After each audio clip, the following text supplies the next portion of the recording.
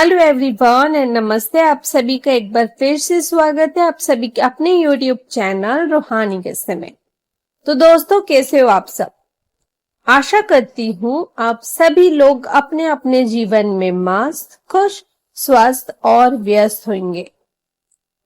आज मैं आप लोगों को एक और कहानी, एक और किस्सा सुनाने आ गई हूँ। तो दोस्तों, ये जो कहानी है वो होने वाली है झूलती कुर्सी वाली आत्मा के ऊपर। तो हम कहानी को शुरू करते हैं, मगर मुझे ऐसा लग रहा है कि आप लोगों को हिस्टोरिकल प्लेसेस के बारे में भूतिया कहानी सुनना पसंद नहीं आ रहा है, तो मैं आप लोगों के लिए उससे हटकर एक कहानी लेकर आई। तो सुनो। एक लड़का था जिसका नाम था अरविंद। वो बिल्कुल आम सा लड़का, ना ज्यादा बोलने वाला, ना ज्यादा चुप रहने वाला। वो अपने मम्मी पापा के साथ रहता था शहर में। सब कुछ ठीक ठाक ही चल रहा था। लेकिन असली कहानी तब शुरू होती है जब अरविंद कॉलेज पहुंचता है। एक दिन अरविंद अपने पापा से बोलता है कि पापा, मैं सोच रहा हूँ गांव जाकर दादी से मिल आऊं, काफी टाइम हो गया है। पर अरविंद के पापा मना कर देते हैं। उसको बोलते हैं कि बेटा, अभी काम बहुत है, अगली बार चले जाना। अरविंद मान भी जाता है। पर उसी रात एक कॉल आता है उसके पापा के मोबाइल में। फोन ना अरविंद के पास ही होता है, तो अरविंद फोन उठाता है। वो जो कॉल रहता है वो उसकी दादी का कॉल रहता है। और दादी बोलती है कॉल पर कि बेटा, पापा से कहना मेरी तबीयत ठीक नहीं है, अगर हो सके तो कोई आके मिल जाए। अगले दिन अरविंद पापा को सारी बातें बताता है कि दादी का कॉल आया था और दादी गांव मिलने बुला रही है। तो उसके पापा को वो बोलता है अरविंद कि पापा, मैं चले जाता हूँ ना गांव। तो उसके पापा बोलते हैं अकेले? और अरविंद गांव के लिए निकल जाता है। और बस वहीं से शुरू होती है एक ऐसी कहानी जिसमें आत्मा भी है, एक पुराना कमरा भी है और एक झूलती कुर्सी भी है, जिसमें कोई दिखता तो नहीं पर वो हिलती जरूर है।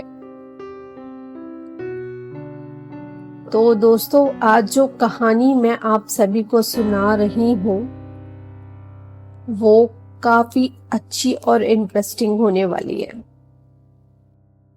तो आप इस कहानी को पूरी जरूर सुनना, क्योंकि ये एक ऐसा किस्सा है जो मेरे पास एक पुरानी डायरी के जरिए आया है। लेकिन जिसने भी इस कहानी के बारे में पढ़ा है, कुछ अजीब होने लगता है।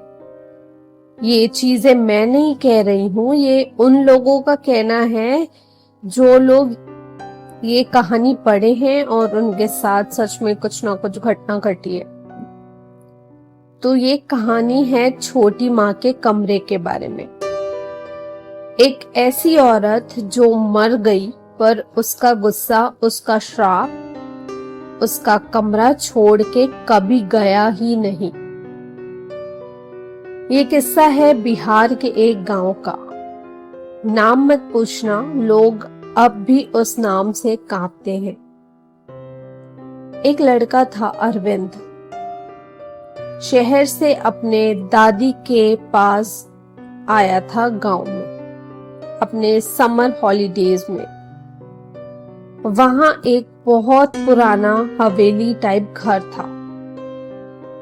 उस घर में एक कमरा था जिसे सब छोटी माँ का कमरा कहते थे।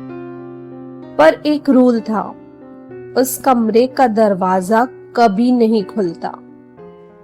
किसी को पता नहीं था कि अंदर क्या है, पर दादी हमेशा कहती थी उस कमरे के अंदर जो सो जाता है वो फिर कभी उठता नहीं। अरविंद क्यूरियोसिटी में आया। एक रात सबके सोने के बाद उसने वो दरवाजा खोल दिया। कमरा एकदम ठंडा था, जैसे एसी चल रही हो। अंदर एक पुरानी झूला कुर्सी थी और उस पर एक सफेद साड़ी में कोई बैठा था। पीठ घूमी हुई थी। अरविंद बोलता है, दादी आप यहाँ क्या कर रही हो? कुर्सी में जो औरत बैठी रहती है ना, वो मुड़ती है।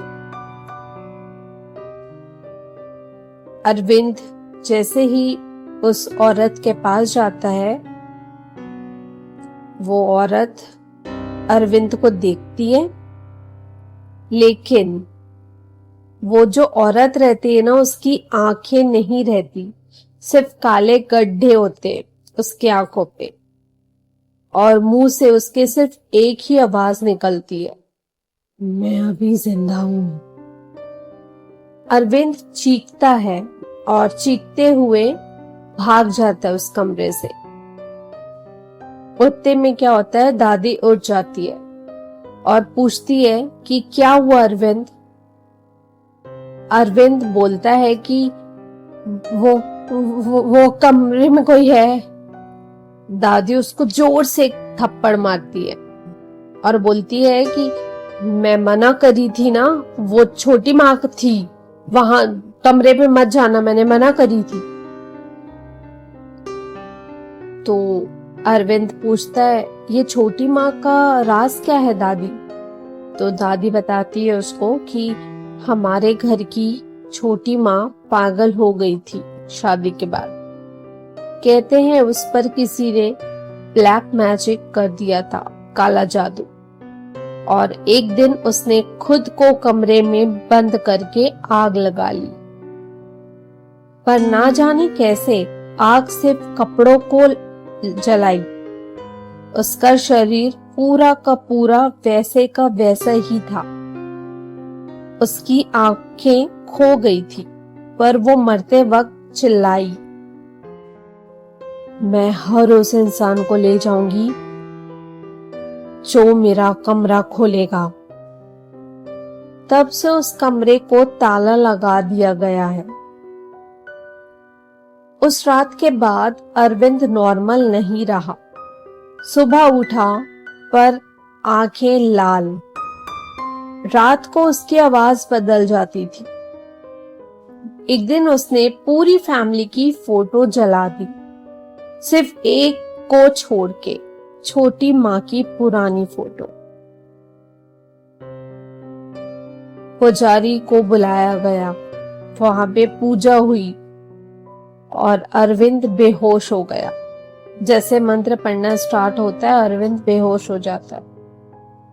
लेकिन जब मंत्र कंप्लीट हो गया तो अरविंद होश में आता है और वो इतना ही बोलता है, वो अब भी झूल रही है, मुझे बुला रही है। उसी रात अरविंद गायब हो जाता है। कमरा खुला मिलता है, पर अंदर सिर्फ एक पुरानी झूला कुर्सी रहती है और उस पर एक 2 आंखों के बीना का कंकाल होता है। कहते हैं अगर आप किसी ऐसे कमरे में जाते हो जहां हवा भी रुक जाए और खाली कुर्सी पड़ी हो, तो संभल जाना, क्या पता वो छोटी माँ हो।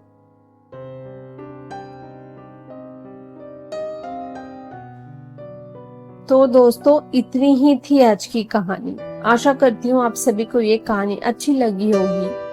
अगर ये कहानी अच्छी लगी हो और आप लोगों ने अब तक एक कहानी को पूरी सुने हो, तो इस कहानी को एक लाइक और मेरे चैनल को सब्सक्राइब करना मत भूलिएगा। बहुत जल्दी हम YouTube फैमिली के 500 सब्सक्राइबर पूरे करने वाले हैं। तो आप सब लोग प्लीज मेरा सपोर्ट करें, मेरा साथ दीजिए। मैं काफी मेहनत करती हूँ आप लोगों के लिए स्टोरी लाने के लिए, तो प्लीज एक लाइक और एक सब्सक्राइब तो बनता है। तो चलिए आप सभी लोगों से कल फिर से मिलूंगी, मगर उसके पहले मैं ये भी कहना चाहती हूँ कि अगर आप लोगों को ये कहानी अच्छी लगी हो तो मुझे कमेंट जरूर करिएगा, और आप लोग कौन सी कहानी सुनना चाहते हैं किस बारे में, ये भी कमेंट में जरूर शेयर करिएगा। और अगर आप लोगों के पास भी कोई डरावनी कहानी और किस्से हैं तो आप सभी लोग मुझे इंस्टाग्राम के थ्रू कनेक्ट करके मैसेज कर सकते हैं। मेरे इंस्टाग्राम के पेज का लिंक मेरे यूट्यूब चैनल के डिस्क्रिप्शन में मेंशन है, और साथ ही मैंने कमेंट बॉक्स में पिन करके भी रखा हुआ है। तो चलिए आप सभी लोगों से कल फिर से मुलाकात होगी एक और किस्से के साथ, एक और कहानी लेकर। तब तक के लिए bye bye, take care and thank you for watching.